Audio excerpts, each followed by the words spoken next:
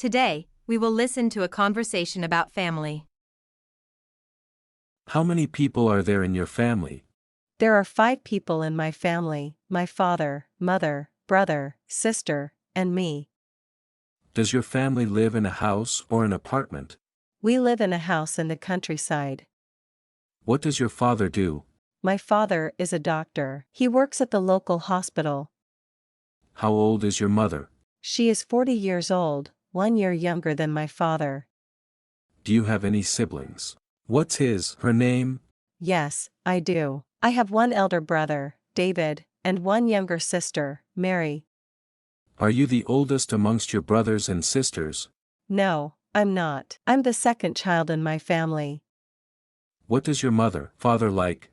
My father likes playing football and my mother likes cooking. Do your parents let you stay out late? Of course not. They always ask me to get home before 10 p.m. each night. Do you stay with your parents? Right now, no, but I used to.